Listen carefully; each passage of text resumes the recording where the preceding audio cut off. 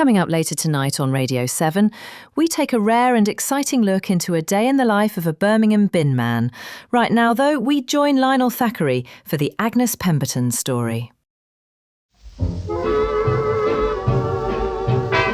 She was the velvet voice of a restless decade, a torch singer with the timing of a comic and the courage to say what others only dared to think. Agnes Pemberton, the songstress from Worcester, captivated the Midlands in the 1930s with her sultry tone and razor-sharp lyricism. In an era of ration books and rigid morals, she danced along the tightrope of respectability. In heels. Her songs raised eyebrows, her performances raised temperatures, but through it all, she remained undeniably herself. This is the story of a woman who never quite fit the mold, so she broke it. The story of someone who, despite the controversy, was largely unheard of until recently. This is the story of Agnes Pemberton.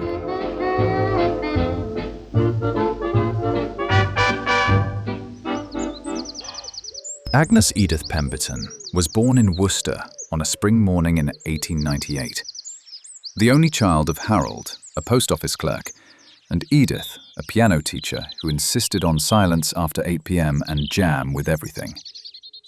The family lived in a modest red brick terrace near the centre of town, in an area known today as the Arboretum. Sunday walks, a single coal fire, a piano so out of tune that Agnes once said it gave her melody anxiety.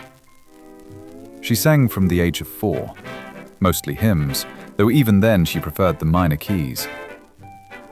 You weren't like the others, our Agnes. Didn't giggle, didn't play hopscotch. Used to sit in the window with a notebook, writing down rhymes about passers-by. I once caught her doing a limerick about Mrs. Densham's varicose veins.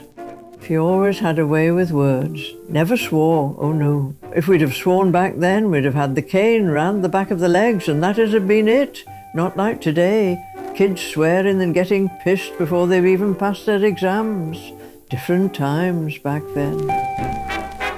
Agnes attended the Royal Grammar School in Worcester, where she showed promise in literature and music, though teachers often noted her habit of rewording traditional material into something suggestive.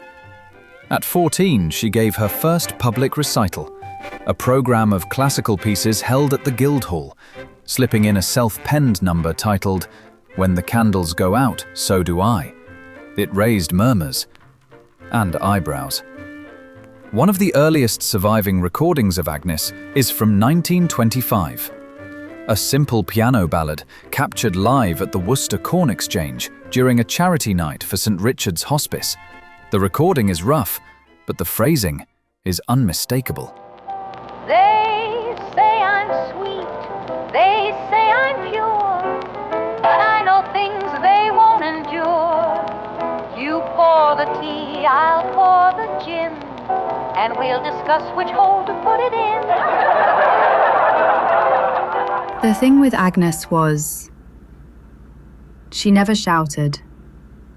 She didn't need to. It was all in the pause.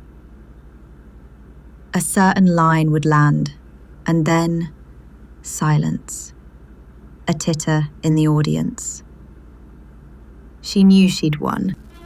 By the late 1920s, Agnes had become a local fixture, performing across Worcestershire, Herefordshire, and as far as Kidderminster and Birmingham, usually in church halls, working men's clubs, and railway canteens. She refused invitations to move to London, saying she preferred wet leaves, reliable bus routes, and a good pudding.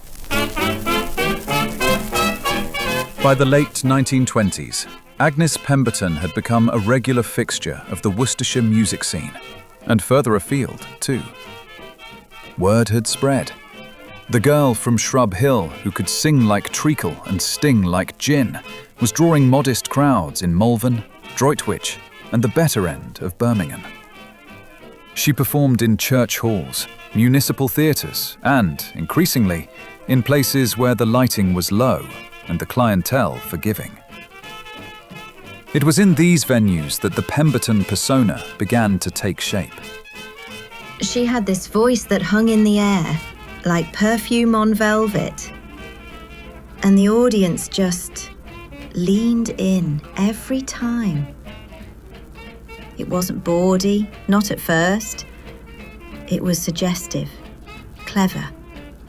She'd let a line dangle, and by the time it landed, you were blushing. By the early 1930s, Agnes Pemberton had carved a curious niche for herself in the working men's clubs and light entertainment circuits of Worcestershire and the wider West Midlands. Her voice, smoky, slightly ironic, and her quiet command of a stage made her a regular feature at the Swan Ballroom in Worcester, the Lickey Hills Hotel, and later the Peacock Lounge in Dudley. There, amidst acts like handbell duets and one-man harmonica impressions, Agnes would appear last, swathed in satin, armed with nothing but a smirk and a stool. I remember she had her own follow spot. She refused to be lit from the left, said it made her look fat. She'd wear this red satin gown and have a couple of brandies before going on. Never sipped 'em. Oh no. She necked 'em like a fucking builder, then out she'd go, cool as a cucumber, and she'd have the audience wrapped round her finger. I tell you what, I've never seen nothing like it since. Her early repertoire was sharp but subtle. Songs like Two Sugars and Pour Me a Pint and Watch Me Bloom delighted audiences who preferred their filth implied, not announced. But Agnes was evolving. As the decade progressed, so did the boldness of her material. What began as sly turns of phrase became more direct, more playful. And in the late 1930s, she unveiled what would become her most infamous and most beloved number. It's my front bottom, always there and never. A simple title, a deceptively delicate melody, but it would become her defining song. The one shouted by fans at encores well into the late 1940s. It sounds comic at first. But when you hear it properly, it's almost reverent. Men often seek its sweet delight. It brings them joy both day and night. With eager hands they hold it tight. It's my front bottom. It's always fresh and always clean in bringing joy. It's like a dream, the sweetest part they want to see. It's my front bottom. It's a song about pride, sensuality, and ownership. In its own quiet way, it was revolutionary. The song continues, verse after verse, with unwavering elegance, not crude, not coy, just honest. A celebration of self, delivered in the key of grace. You have to understand the time. Women weren't singing about themselves like that. Not with affection, not with wit. It was gentle protest, disguised as cabaret. My Front Bottom was, of course, never played on the BBC. But in village halls and dance clubs from Worcester to Wolverhampton, it became something close to a phenomenon. Men, women, didn't matter. Folks were singing it under their breath at the bus stop. It was mad. Even today, I still sometimes find myself humming or whistling the tune. By 1939, Agnes was the most in-demand cabaret artist in the West Midlands. She'd achieved the rarest of things, local celebrity without compromise.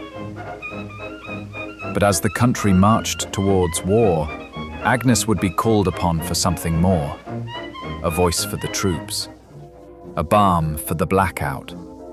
This morning, the British ambassador in Berlin handed the German government a final note stating that unless we heard from them by 11 o'clock, that they were prepared at once to withdraw their troops from Poland, a state of war would exist between us. I have to tell you now that no such undertaking has been received, and that consequently this country is at war with Germany.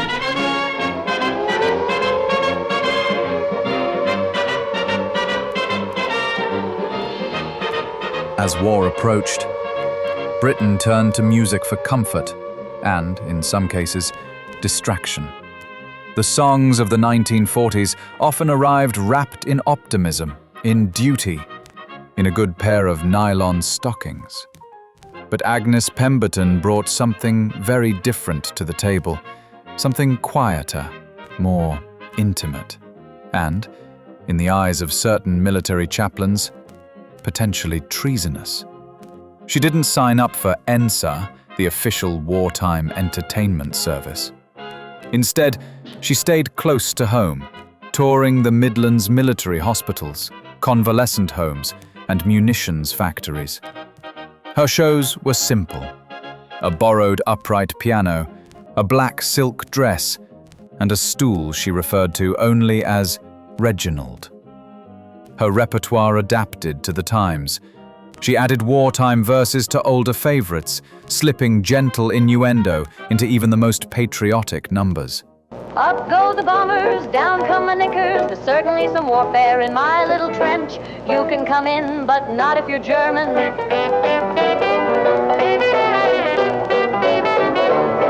Yes, Captain. Her unofficial wartime tune, Keep Your Spirits Up and Your Knickers Nearby, became a favorite among the Home Guard, despite being condemned in a letter to the Radio Times. It wasn't obscene, it was honest. Agnes understood that war was terrifying, yes, but also deeply human. Even though the country was at war, people still loved, touched, laughed. And I suppose, through her music, she gave permission for that. She reminded people that yes, we are in an awful situation, but it's still all right to find time for the little joys in life. In 1943, she performed a set at a Royal Engineers depot near Kidderminster that led to a minor disciplinary hearing. According to the official record, her encore, a hushed reprise of My Front Bottom, caused many of the men and women to become overexcited and landed many with a court-martial for lewd behaviour. I was there. She finished the verse, a treasured part that's always near. And this poor lad from Pershore just howled. He couldn't breathe for laughing, had to be carried out. I think he'd been on barley wine. He were buggered. He weren't the only one, mind. I think even a few of the munitions girls managed to soil their gossets and all. Pissed in 'em, hadn't they? Despite, or perhaps because of her irreverent charm, Agnes received invitations to perform for more formal engagements. She declined every one. She even famously declined a personal invitation from Prime Minister Winston Churchill to perform for the War Cabinet. They wanted her in London, in Paris, in Brussels. She turned them all down, said the blackout in Dudley was quite enough excitement for her, thank you very much. She remained rooted in the Midlands.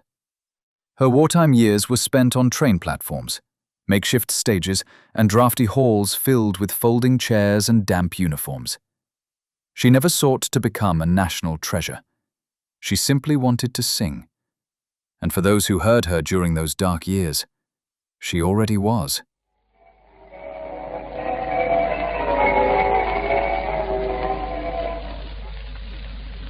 This is London calling. Here is a news flash. The German radio has just announced that Hitler is dead. I repeat that. The German radio has just announced that Hitler is dead. On number 10 Downing Street, the Prime Minister makes the momentous announcement for which the world had been waiting. Yesterday morning at 2:41 a.m. at General Eisenhower's headquarters, signed the Act of Unconditional Surrender. Hostilities will end officially at 1 minute after midnight tonight, Tuesday, the 8th of May. Today is Victory in Europe Day. The war had ended. The bunting was boxed away, and Britain, in all its battered optimism, began the long, slow process of becoming modern. For many performers of the 1930s and 40s, the new era brought fresh opportunities. For Agnes Pemberton, it brought resistance. She returned to her familiar circuit, Worcester Guildhall, the Swan Ballroom, even a one-night engagement at the Dudley Civic Hall, but something had shifted. They wanted sparkle, new haircuts, Americans in trousers, short skirts, jeans, women having jobs and all of that modern stuff. But Agnes was still turning up with a music stand and that little wink. Same stool, same songs. The audience had changed, and they weren't laughing like they used to. And it was ever so sad. It wasn't that the act had weakened. If anything, Agnes had sharpened her edge. But her subtle innuendo, once thrilling in the darkness of wartime, now sounded old-fashioned to the ears of a nation chasing novelty. Rather than chase the times, Agnes chose defiance. And then, she chose vinyl.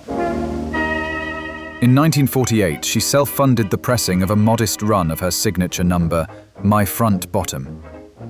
It sold briskly, mostly hand-to-hand, through cabaret fans, railway porters, and at least one tobacconist in Kidderminster. Encouraged by this modest success, Agnes returned to the studio.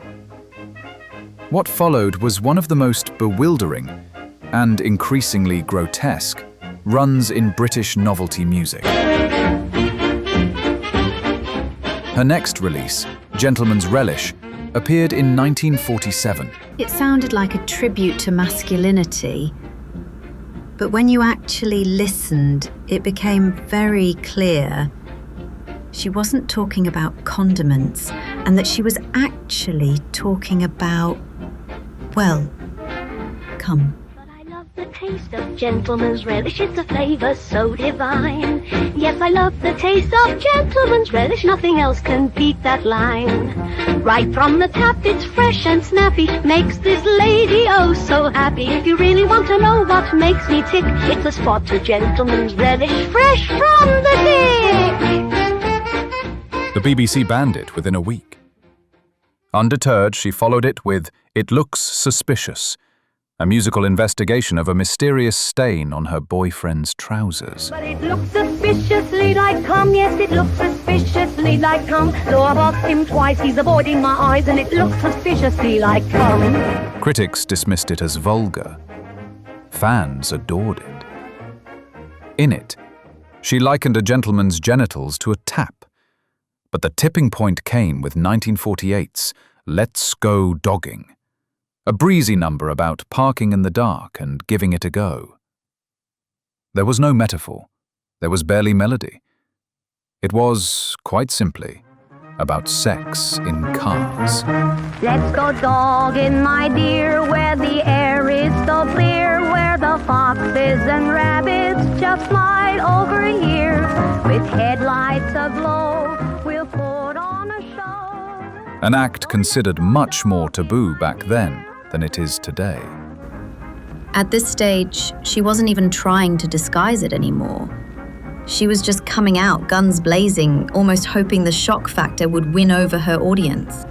What followed was a cascade of filth that few saw coming.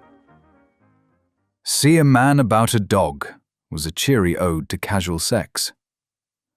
Hot Dogs, a song that asked with grotesque sincerity why hot dogs come in a pack of 12 when she could only fit 10 in her back passage. And finally, in late 1947, You're Not Getting in My Knickers, which Agnes penned as a song highlighting males' persistence when it comes to sexual activity. You're not getting in my knickers. I've already got a cunt down there. I don't need another. Go home to your mother, 'cause you're not getting in my knickers. For the authorities, this was too far. The master tapes were seized, the presses were destroyed, and just like that, it all came to an abrupt end.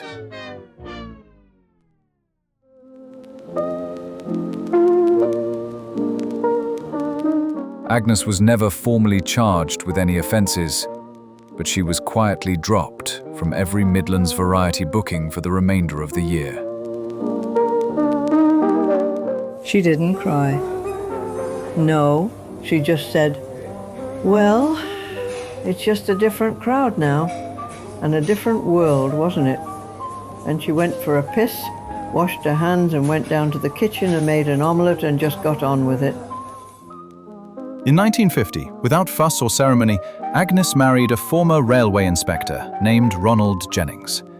They moved into a modest bungalow on the outskirts of Worcester, not far from the Northwick Theatre where she once performed. She performed just 3 more times. Small charity nights, private bookings, one deeply confusing WI luncheon, and then, as if by choice, she stopped. No memoir, no fanfare, no farewell at all, just silence. And, eventually, peace. Good evening. Midlands musical performer Agnes Pemberton has died after a short battle with pneumonia. She was 96. No obituary in the Times, no retrospective on the BBC. But, for those still alive who remember her, in faded pubs, in smoky halls, in stories half told at Christmas, her voice still lingers. Yes, it was sad when Agnes died. Very, very sad, yes. But we've been friends for years. We were at school together, Royal Grammar School. We just grew up together. I remember it well. She'd start hanging about with a bloke and she'd break up with him and she'd come round my house crying about it. And then she'd wander off into my kitchen and help herself to my pantry. And she'd just make herself a fucking omelette. She was obsessed with omelettes, our Agnes. Oh, yeah. If it was a special occasion, she'd say something like, oh, it's my 60th birthday. And then she'd come round and be like, oh, I know, I'll make us an omelette to celebrate. Or, oh, I've got a new job, let's have an omelette to celebrate. Fuck off with your omelettes, Agnes, for Christ's sake. Honestly, she cost me a fucking fortune in eggs with her pissing omelettes, that woman. But I suppose everyone's got their little quirks, haven't they? Hers were being a bit of a slapper and being obsessed with omelettes. I must say, though, even though she was a bit of a nuisance, she could make a fucking belter of an omelette. Absolutely banging omelettes they were. That's one thing I do miss. Do you want an omelette after you finish taping your programme, love? Are you sure? All right. Her obituary, printed in a small local paper, described her simply as a retired entertainer from Worcester. There was no mention of my front bottom, no footnote about hot dogs, no hint of the woman who once sang about seamen to a standing ovation in Telford. She had settled into a quiet life after marrying in 1959. A bungalow, a garden, a piano she only played on Sundays. Her husband passed a year later, and with no children, the name Agnes Pemberton became a forgotten footnote in local history. And for a time, that was where her story ended. That was until 2024.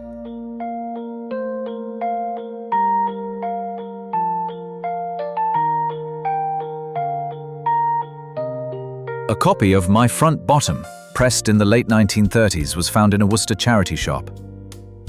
Slightly warped, but with a printed sleeve. It was digitized by a volunteer and uploaded to YouTube. By the end of the week, it had gone viral. Teenagers shared it, academics analyzed it, one performance artist recreated it entirely using interpretive pottery. Soon came the bootlegs, the Fringe musical, the inevitable tote bags. Fans dug deeper, uncovering her banned singles and defiant late-career catalogue. Gentleman's Relish. Let's go dogging. You're not getting in my knickers. Each release more unfiltered than the last, each one refusing to apologize. We've had the Victorian erotic poets, saucy seaside postcards, But Agnes, she sang it to your face. And that was revolutionary for the time. Today, Agnes Pemberton is studied, sampled, quoted, adored. She's once again played in Worcestershire pubs and, inexplicably, one Berlin nightclub. And yet, she left us nothing. No memoir, no interviews, no attempt to explain herself.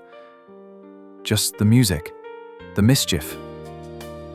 She sang for soldiers, factory girls, and the forgotten. She offended the proper, delighted the rude, and outlived them all. In the end, Agnes Pemberton didn't want to be remembered, which is precisely why she should be.